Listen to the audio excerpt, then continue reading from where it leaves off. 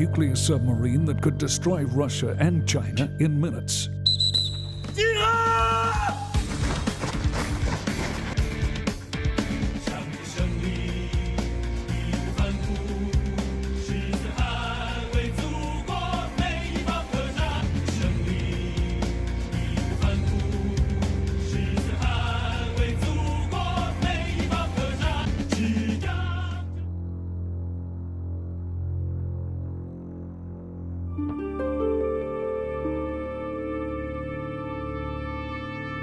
The most deadly of the real-life kaiju prowling the oceans today are the 14 Ohio-class ballistic missile submarines, which carry upwards of half of the United States nuclear arsenal on board.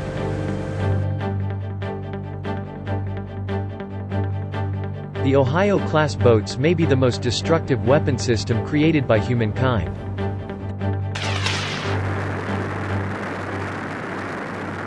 Each of the 170-meter-long vessels can carry 24 Trident II submarine-launched ballistic missiles, which can be fired from underwater to strike at targets more than 7,000 miles away.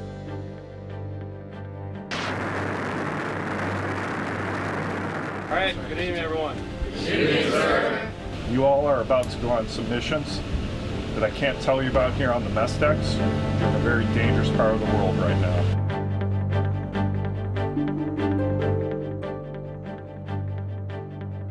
As a Trident II re-enters the atmosphere at speeds of up to Mach 24, it splits into up to 8 independent re-entry vehicles, each with a 100 or 475 kiloton nuclear warhead.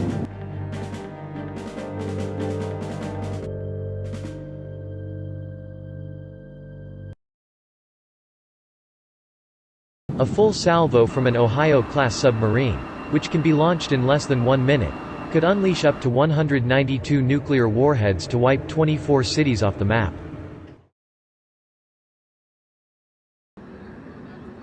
What possible excuse is there for such monstrous, nation-destroying weaponry? That's a good question to ask again of you, Prime Minister Albanese. What possible excuse could there be for such monstrous, nation-destroying weaponry to be used?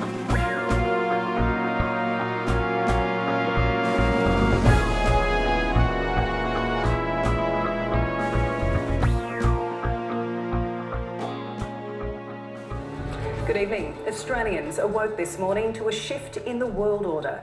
The federal government moved to very publicly align its defence allegiance with the United States and the United Kingdom. The new defence and security partnership comes with an eye-watering price tag and a shift to nuclear power for the next fleet of submarines. The $90 billion deal with French company Naval Group and the French government has been torn up, and with it, some of the goodwill between the two nations.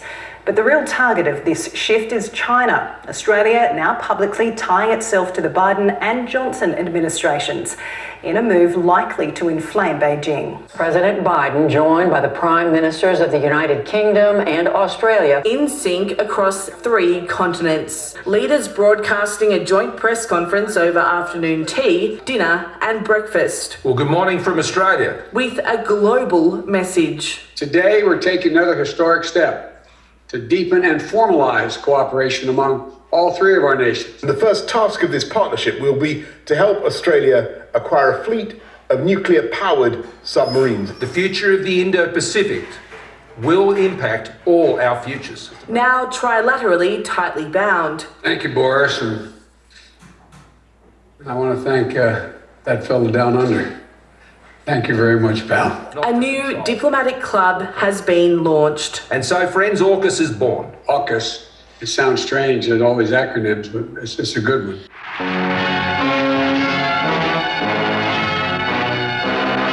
We all have laid on us today a duty to be prepared, to be strong, not with the strength of a bully, but with the strength of a deliverer.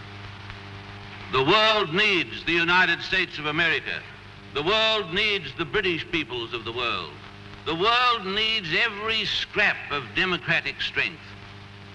May all that you stand for and that we stand for be preserved under the providence of God for the happiness of mankind.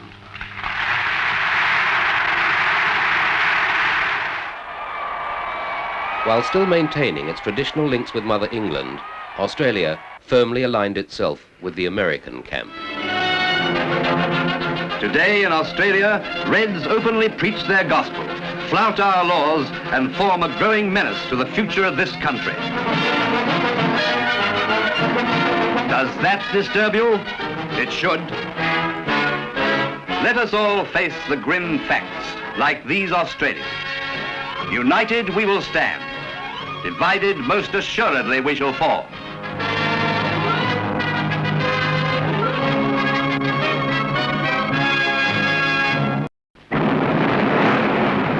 Korea.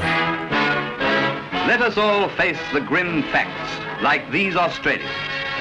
United we will stand. Divided, most assuredly we shall fall.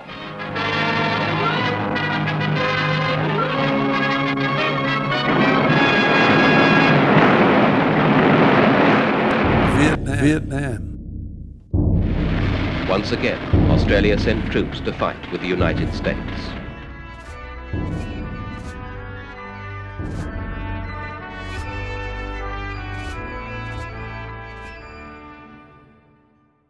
Two wars in Iraq.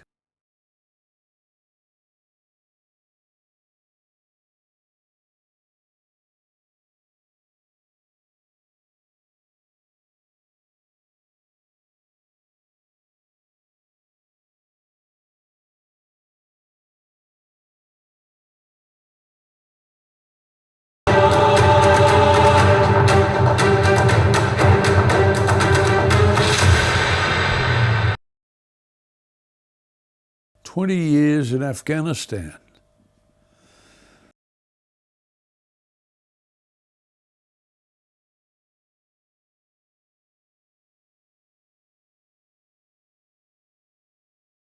The Prime Minister has also lashed out at the militant group after it said Australian soldiers who were killed during fighting in Afghanistan had died in vain.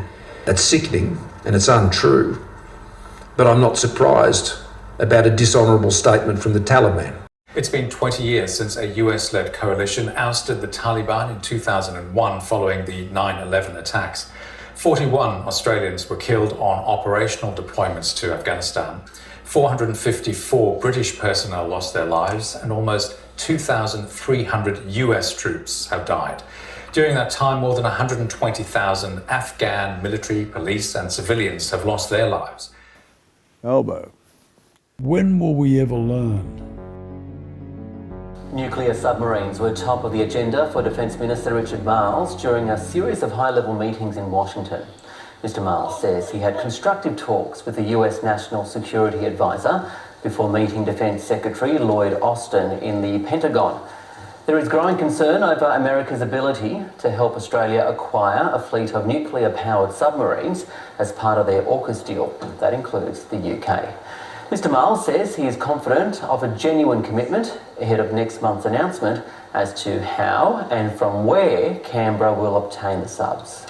There is a really profound sense of shared mission right now between our countries in a world where the global rules-based order is under pressure. And all this is yet another reminder that our unbreakable alliance is capable of great things.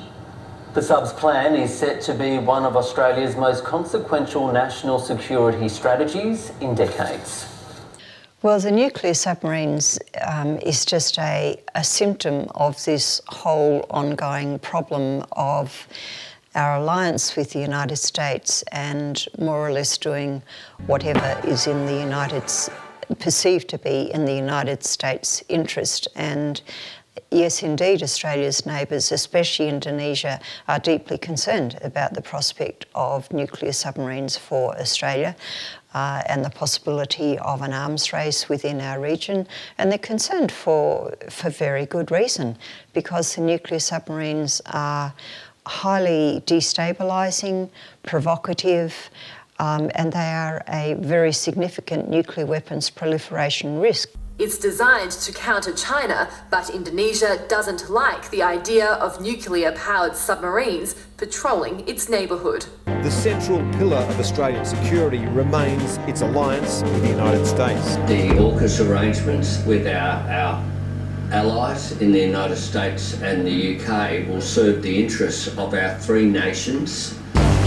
Thinking about what is the best option for Australia, we are very mindful that it would be advantageous to be operating a submarine which is being operated elsewhere as well. It's all very well to say that the United States reinforcement of Australia's defence capability enhances our sovereignty, but that is only if Australia actually retains truly effective and independent command of Australian armed forces. And that has quite significantly been undermined by the arrangements for the interoperability or the interchangeability of Australian and American defence forces. If you're going to have anything approaching a individual defence, independent is a better way to put it, defence policy or foreign policy, you must be able to keep your equipment separate. You can't do all your training based on the idea that all the forces are integrated, etc. It's too late at the day that the war's about to start, say, no, we don't want to be in it. You've got to say from the beginning, we will not engage in any wars of aggression, because that's against the UN Charter, it's against the ANZAC Treaty, first article, which is also the case for NATO. Of course, no one seems to care, but you are breaking the law every time you put troops into say, in Vietnam or Iraq like that. That's a breach of the ANZUS Treaty. We have no reason to believe we can actually operate these boats. I mean, this is a nuclear-powered submarine has a nuclear reactor in it. Australia has almost no experience of operating nuclear reactors, no experience at all of operating them in this kind of setting. And the demands on the Royal Australian Navy to try and get these things to work, well, put it this way, the risk that we don't get it right, the risk that we can't operate them effectively, and therefore that even the boats we have won't be able to get to sea, won't be able to fight effectively, is very high. So I think it's a classic example that the Navy, the government, is going for something sort of bells and whistles. Exactly, glitzy and glamorous and sounds great. But in terms of practically delivering real military capability, it makes no sense at all. There is apparently no argument in the Defence Department that what we need to do is to build nuclear-powered submarines which can sail a long way for a long time, and their only rational strategic utility is helping the Americans in a war against China. Not even Peter Dutton, when he's Defence Minister, said that he expected China to try and occupy Australia. Well, that being the case, you've got to ease back a bit how they're a threat to Australia, in what sense are they a threat, and why are we building so much military equipment and trying to get nuclear submarines and that to stand off China and be involved in a war with China. Pacific delegates attended the historic two-day summit in Washington, agreeing climate change is the region's highest priority. The US has pledged to invest more than $860 million in the Pacific. The security of America, quite frankly, and the world depends on your security and the security of the Pacific Islands, and I really mean that. Analysts say the deal is a way for the US to counter China's influence in the Pacific after Beijing signed a security pact with Solomon Islands earlier this year. The whole thing about the South Pacific, for example, what worries them immensely is climate change, and we're going up there filling their ear about, oh, you must be worried about China, you've got to be worried about China. And then all this stuff about China wants to have a military base there or a naval base there, it is of no military interest. That would be of no military interest to it. It can't protect the supply lines that's so far away from China. The Americans have got several bases in other islands up there, and they, and planes as well as submarines and everything, they could destroy any base that the Chinese put in very, very quickly. But we're determined to keep trying to leak that could be used as a base. China has shown no interest. There's not one single shred of evidence that China wants to invade Australia.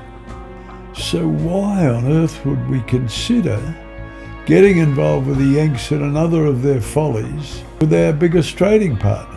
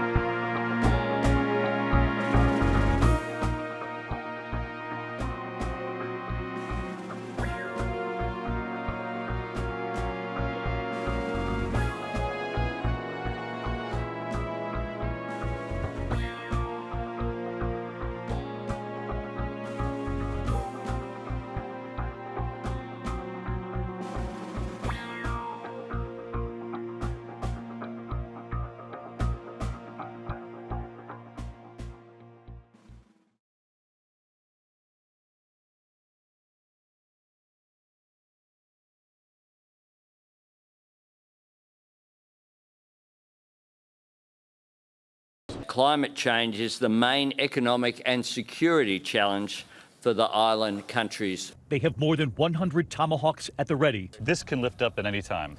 This could lift up at any time on order if we wanted to launch the Tomahawk missiles. And how many Tomahawks are we sort of standing on right here? Right now, 7. We won't go any further, but you're literally standing 10 to 20 feet from an operational nuclear reactor right now. We can operate more than 90 to 120 days submerged, and the reason is because that reactor gives us all the power we need. Back down inside the submarine, Captain Seth Burton takes us past the missile tubes holding the Tomahawks. So inside this tube right here, 7 missiles. 7 Tomahawk missiles. Right. We won't have nuclear missiles, but we'll have missiles that could be part of an American attack on China. Submersion ship, dive I. Dive, dive. These are very complicated pieces of cyber engineering and physical engineering, and they're very costly, and they're made by a very small number of companies. We know already that the French-built submarines were to have American combat systems because we want them to be interoperable with the American Navy. They were to be built by Lockheed Martin. There are only 2 or 3 other companies in the world that could come near to producing this. Lockheed Martin is the biggest armaments company in the world. It's one of the major nuclear weapons suppliers. But we know that we have one of the problems, even in the American political system, let alone in ours, that governments have very little control over the way those companies produce defence products. And so we can expect the costs will just rise and balloon. The federal government says it's working to get billions of dollars worth of delayed defence projects back on track. At least 28 major programs are cumulatively a century behind schedule and 18 are over budget. The amount of money we're spending on military equipment is just insane at the moment. There's so much overlapping and so on. It's a lot easier to work out what you need to spend on defending Australia than in trying to build a forward defence thing which is supposed to protect you. Well, so was the Singapore British Naval Base, and that didn't work out too well when the Japanese bloody took it over very soon. And these submarines are meant to be a similar form to that of being up there. We could buy 25 really good conventionally powered submarines for the price we'll pay, we hope to pay, for 8 nuclear powered submarines. We get 3 times as many submarines. And numbers really matter. You know, the more boats you have out there, the more of the other guy's ships you're going to sink, the more damage you'll do to him. So the fact that nuclear submarines are so expensive and therefore drive down the numbers we can afford is a really big issue.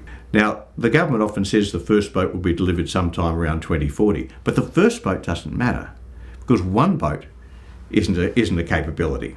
We need, and we know this, we need 6 boats. 6 boats is the absolute minimum viable operational capability. And on the very most optimistic estimates, We won't have 6 boats until the middle of the 2050s. Now, the fact is that the strategic contest over the future of Asia will be long over by then, and we're in very grave danger of facing the most dangerous decades we've seen since the 1940s without any submarine capability at all. From the trajectory of the development of Chinese military technology and Chinese scientific technology, that by 2040, 2050, Australian submarines planning to sail through Indonesian waters up through the Philippines and the South China Sea to the East China Sea to sit outside Shanghai are going to be facing a very different underwater surveillance balance than what exists at present. Good evening. China has threatened to use all necessary measures to achieve the reunification of mainland China and Taiwan. Airborne and broadcasting, China's military undertakes another provocative training manoeuvre in the airspace around Taiwan, while Taipei conducts its own drills and the temperature rises. Is there an argument for some interim submarine capability? And is that interim submarine capability just interim, or is it what we actually really need in reality if we have a rational assessment of credible defence contingencies?